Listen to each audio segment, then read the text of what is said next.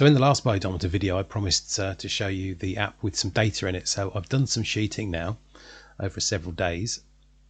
Most shots I'd ever shot in a whole week, actually. In the bottom there, total shot to 203. That was done over about 3 days. So it has motivated me to actually go out and do some more shooting. But before we get on to just talking about the app, I just want to quickly go over what the BOWdometer is really. And when I first saw it online and being used, I thought it was just a piece of equipment that counted your arrows for you, which I thought, well, that's great, but it's a little bit pricey for something like that, whereas you could just use like a normal kind of sort of hand clicker to count up your shots or something like that. So but it's a lot more there's a lot more to it than that, actually. It's not just about how many shots you've shot in the last 7 days or however long, but it is good and it does do that for you. What it's more about is this counting seeing how good you are with your shooting based on this, and it gives you a single number, which is this XI number. This XI number, it varies from 0 to 100, and it starts at mid-level point of 50 when you first start to use it, to use the BOWdometer and you set up your bow. So first of all, let's go and look at the sort of levels and the XI spread and see how that works, and then we'll come back and look at the app. So let's start with this XI spread and this XI number. So if we start and draw 2 lines and we label this one 0 and we label this one 100, I'm doing this with the mouse, and then the middle line is obviously 50. Now when you take your first shot with the BOWdometer, your first shot will always be 50, and you'll train your bow via the bow setup routine, and you'll shoot 3 arrows, and that's where it'll get its value from, as where you're shooting at 50.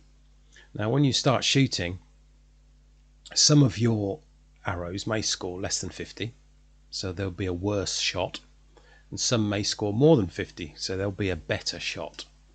So what you'll end up with in the app is you'll end up with a spread. Now they'll be based over between 2 values. So say your highest score was 70 and your lowest score was, I don't know, 30. Your spread is then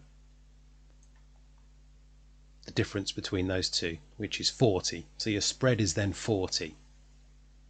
Okay, now if you then level up and you go to the next level, then what will happen is your 30 will kind of be your new 0. So your 30 will be kind of down here, and your 70 will be here, and your kind of 50 will kind of still be in the middle. So now your next level will be like a funnel, will be condensed, so it will get harder as you go up the levels to keep your kind of consistency. Now to improve your levels, you need to have shot at least 50 arrows for your level to go up, and also the BOWdometer won't change your level within a session, so you need to start a new session before you'll see your level change as well. Okay, so that's roughly how it works, and these numbers are your XI numbers. So now we've had a look at how the XI levels work, the XI number and the XI spread. Let's have a look at the app and see what my numbers look like. You can see on the app here that I'm still on level 1 after shooting so many 200 arrows. We can see my last session, I shot 35 arrows and my XI number was 52.3 on there. So it's also said that I've shot 4 sessions in total over a period of 3 days, 1 hour and 2 minutes. Now if I click on sessions at the bottom here, I can see my data from those 3 sessions. And at the top here we can see that the last session I did, my XI spread was 43.2. Okay. Now if I click onto that, I will then go into that session detail, and then these are the ranges that we talked about, where I just drew the wobbly sort of line set So from the top end, my best shot was scored at 72 and my worst was 28.8, so my spread is 43.2. Okay, I shot for 17 minutes and I'm still on level 1. And then what it will show you is it will show you absolutely every single shot that you made. So you can see here that my first one was 50, which is dead center, which you'd expect. So it starts on 50. And then you can see some of these below 50 were worse shots, whereas some of them above 50, say 67, 61, 72, they were actually better shots. Okay, so that's that screen. And if you actually click on each shot itself, you can then drill down again and you'll get even more information. So here we've got the low and the high of the whole session, and obviously there's the value I just got, 46.3 on this shot, when my average was 52.3 for the whole session. And it gives me the date and time, and if I use these up and down buttons I can move to the next shot and back again just to compare them. Now there's an angles value here as well, and there's two numbers. So let's talk about these two numbers now. So there are two values on the screen for angles, and really they are A and B as shown in this diagram based on the motion of the angles of how you move your bow at the time of when the shot was actually made. Okay, now those values are going to differ. Well, the values will stay the same. What their meaning will be different to you depending on where you place your BOWdometer on your bow and which direction you have it facing. If you go over to the BOWdometer website, I say there's a lot of help on there for you if you need it. Every question you have is practically answered on that website. Okay, it's just help.bowdometer.com. So on this image, where it's on the back of a compound bow and the BOWdometer is kind of vertical, the first angle A is going to be the tilt. Okay, so our first angle A is going to be tilt.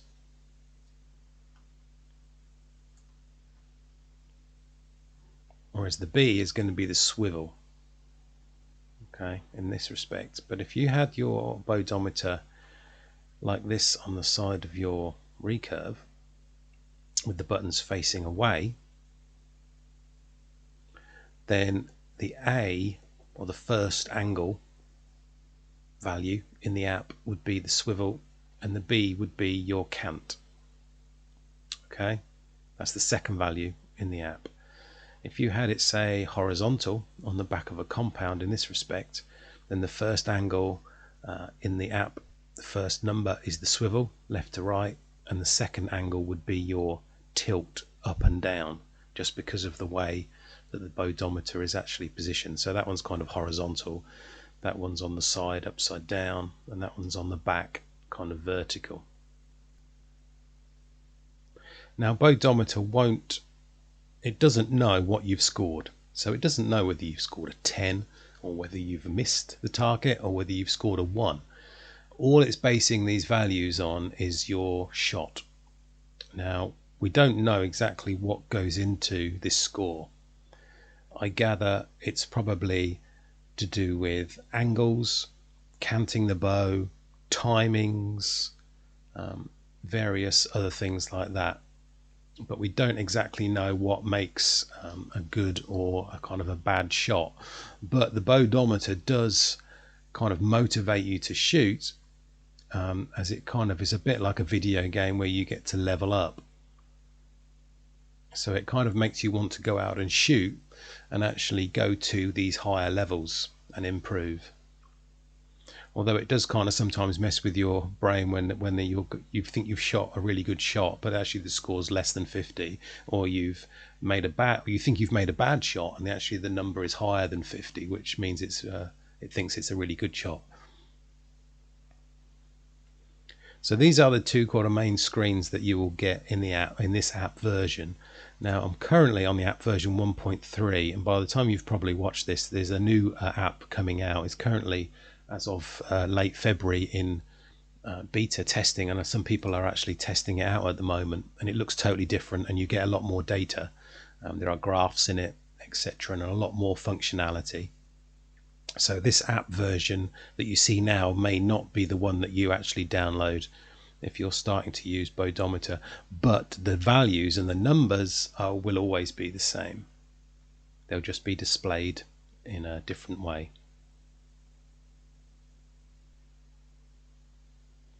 So I hope that's helped you out a little bit by looking at the data that I've got in now and how the kind of scoring system roughly works. If you like the video, give us a like, and if you haven't subscribed yet, please subscribe to the channel. Thanks a lot for watching. See you soon.